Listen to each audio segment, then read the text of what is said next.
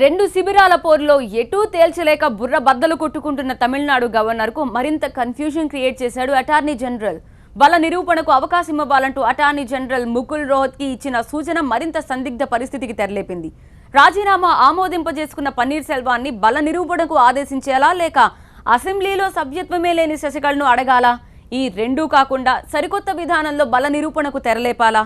ఇది ఇప్పుడు incharge governor Vidyasagar Rao ముందున్న $1 మిలియన్ ప్రశ్న. తమిళ రాజకీయాల్లో గందరగోళం కొనసాగుతోంది. అసెంబ్లీలో బలపరీక్షపై అటార్నీ జనరల్ సలహా ఈ గందరగోళాన్ని మరింత పెంచింది. సుప్రీం తీర్పుతో శశికళ జైలు కడితే గవర్నర్ ఏం చేయాలి? ఎమ్మెల్యే కాని శశికళను ఎలా బలపరీక్షకు ఆహ్వానించాలి? ఇప్పటికే సీఎం పదవికి రాజీనామా చేసిన పన్నీర్ సెల్వంను అసెంబ్లీలో బలం నిరూపించుకోవాలని గవర్నర్ ఎలా ఆదేశిస్తారు? ఈ ప్రశ్నలు రాజ్యాంగ నిపుణులు కూడా కన్ఫ్యూజన్ కు గురి చేస్తున్నాయి. వారంలోగా అసెంబ్లీ ప్రత్యేక సమావేశాలు ఏర్పాటు చేసి బలాబలాలు లెక్కిస్తే బెటర్ అని గవర్నర్ కు సలహా ఇచ్చారు అటార్నీ జనరల్ ముకుల్ రోహత్ కి. మరిప్పుడు గవర్నర్ ఏం చేయబోతున్నారు? ఈజీ సూచన మేరకు బలపరీక్షకు ముహూర్తం ఫిక్స్ చేస్తారా? చేస్తే ఎప్పుడు? ఇవన్నీ విద్యాసాగర్ రావు నోటి నుంచి రావాల్సిన సమాధానాలు. బలపరీక్షకు అవకాశం వచ్చినా శశికళకు ఇక్కడే ఒక పీఠముడు కూడా కనిపిస్తోంది. ఆమె అక్రమాస్తులకు సంబంధించి ఇవాళ సుప్రీంకోర్టు తీర్పు వెలువరించబోతోంది. 1991 నుంచి 96 మధ్య అక్రమాస్తులు కూడబెట్టారన్న కేసులో జయలలిత A1 నిందితురాలు, ఆ తర్వాత A2గా శశికళ, ఆ తర్వాత నిందితులుగా ఆమె ఇద్దరు బంధువులు ఉన్నారు. ఈ కేసుపై మొదటి sessions court Jayalalithaa and team దోషిగా హైకోర్టు మాత్రం నిర్దోషులుగా చెప్పింది. దీంతో ఆ రాష్ట్ర ప్రభుత్వం హైకోర్టు తీర్పును సవాల్ చేస్తూ సుప్రీంను ఆశ్రయించింది. A1గా ఉన్న జయలలిత చనిపోవడంతో ఇప్పుడు ప్రధాన ఆరోపణలన్నీ శశికళ మీదే. ప్రస్తుతం ఇదే కేసు తుది దశకు చేరింది. తీర్పులో ఆమె నిర్దోషిగా తేలితే బలపరీక్షలో ఎలాంటి అవరోధం ఉండదు. ఆమె అసెంబ్లీలో ఎమ్మెల్యేగా లేకపోయినా శాసనసభ పక్ష నేతగా ఎన్నికైన వ్యక్తి కాబట్టి తన బలాన్ని స్వయంగా చూసుకునే ఛాన్స్ ఉంటుంది. ఒకవేళ అక్రమాస్తుల కేసులో శిక్ష వేసినా లేదంటే దోషిగా నిర్ధారించే శిక్షను రిజర్వ్ చేసినా ఆమె ఆశలు హొళక్కన్నట్టే.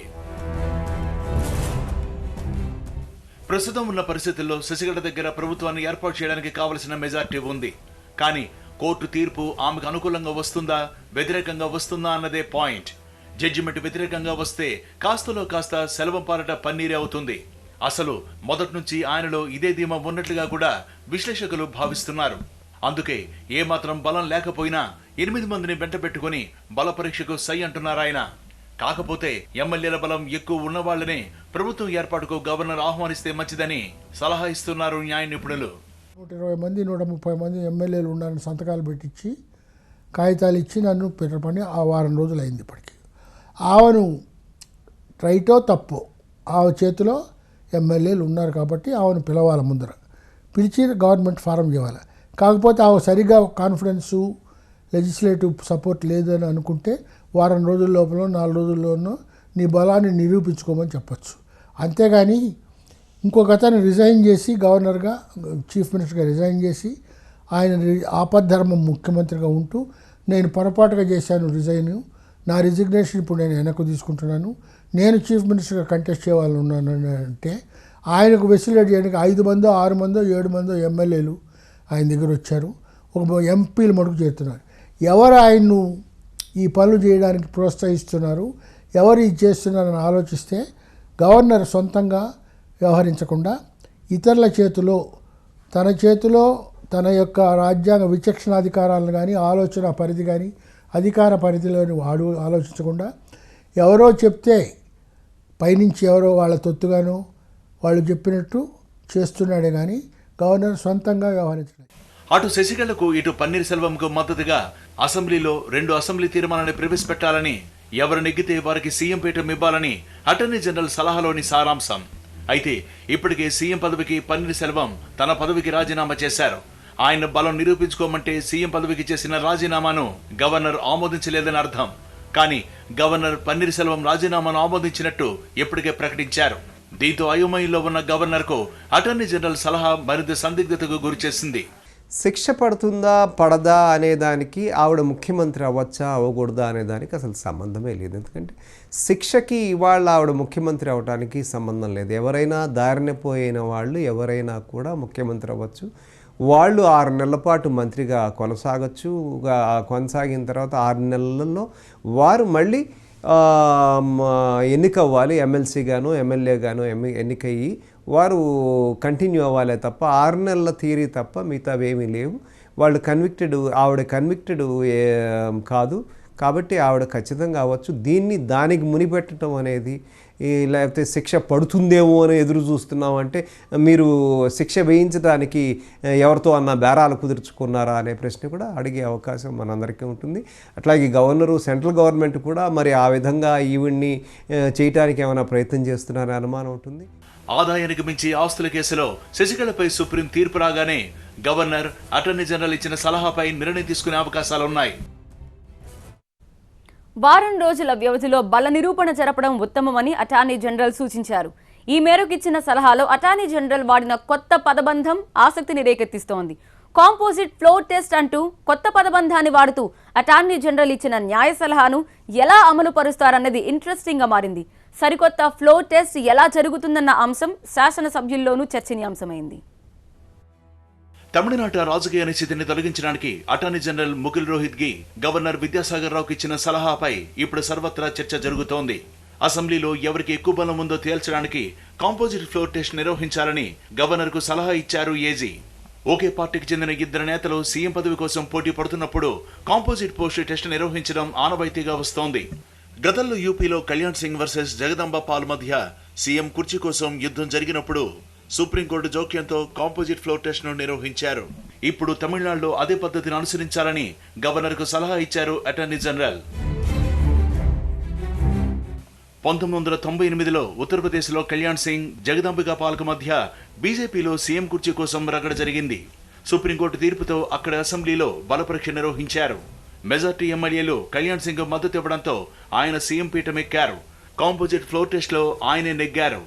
ఆదాయానికి మించిన ఆస్తుల కేసులో సుప్రీంకోర్టు తీర్పు రాగానే అటార్నీ జనరల్ ఇచ్చిన సలహాపై గవర్నర్ విద్యాసాగర్ రావు ముందుకెళ్లే అవకాశాలు ఎక్కువగా ఉన్నాయి. ఎమ్మెల్యేల బలం తనకేముందని అంటున్నారు శశికళ. అసెంబ్లీలో అవకాశం ఇస్తే తన బలాన్ని నిరూపించుకుంటానని ఆమెకు సవాలు విసిరారు పన్నీర్ సెల్వం. బలపరీక్షతో సంబంధం లేకుండానే వెంటనే ప్రభుత్వ ఏర్పాటుకు తనను ఆహ్వానించాలని డిమాండ్ చేశారు శశికళ. సీఎం పదవిని చేపట్టాలని తనపై ఒత్తిడి చేసిన పన్నీర్ సెల్వం ఇప్పుడు ఎందుకు మాట మార్చారో అర్థం కావడం లేదంటున్నారు శశికళ. తనకు ముఖ్యమంత్రి పదవిపై ఆసక్తి లేదని అప్పుడే చెప్పానని అన్నారు.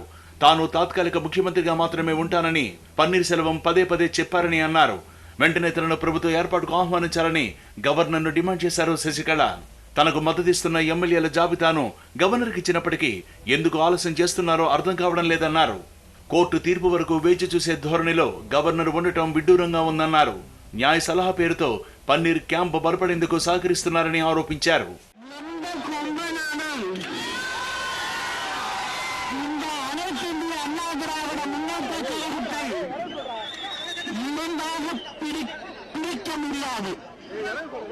நான் இன்று உங்களிடம் ஒன்றை சொல்கின்றேன். 33 ஆண்டு காலமாக இது மாதிரியான சலசலப்புகளை நான் சந்தித்துதான் வந்திருக்கிறேன்.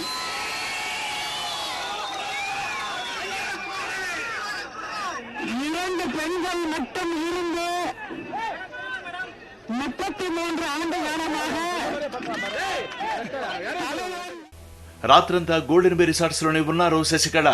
అటార్నీ జనరల్ సలహాతో పన్నీర్ క్యాంపులో మరింత ఉత్సాహం పెరిగింది. వారం రోజుల గడువు తనకు సరిపోతుందన్న భావనలో ఉన్నారు పన్నీర్ సెల్వం. సోమవారం రాత్రి ఆయన క్యాంపులో మరో ఎమ్మెల్యే చేరిపోయారు. Madurai south MLA Saravanan golden bay resorts నుంచి బయటకు వచ్చి పన్నీర్ క్యాంపులో చేరడం అందరినీ ఆశ్చర్యానికి గురి చేసింది. మారువేషంలో తాను బయటకు వచ్చానని తెలిపారు శరవణన్. ఇంకా చాలా మంది ఎమ్మెల్యేలు తనతో జత కడతారని ఆశతో ఉన్నారు పన్నీర్ సెల్వం. దేవర్ సామాజిక వర్గానికి చెందిన ఎమ్మెల్యేలంతా తనతోనే వస్తారని చెబుతున్నారు. సినీ నటుడు రాఘవన్ లారెన్స్ కూడా పన్నీర్ సెల్వంకు సంపూర్ణ మద్దతు ప్రకటించారు. అసెంబ్లీలో బలపరీక్ష నిర్వహిస్తే పన్నీర్ తప్పకుండా నెగ్గుతాడని ఆయన ధీమా వ్యక్తం చేశారు. అసెంబ్లీలో బలపరీక్షపై గవర్నర్ విద్యాసాగర్ రావు తీసుకునే నిర్ణయంపై సర్వత్రా ఉత్కంఠ నెలకొంది. గవర్నర్ వైఖరిని కేంద్రం పూర్తిగా సమర్థించింది. రాజకీయ సంక్షోభం రాకుండా గవర్నర్ చాలా జాగ్రత్తగా వ్యవహరిస్తున్నారని కేంద్రం స్పష్టం చేసింది.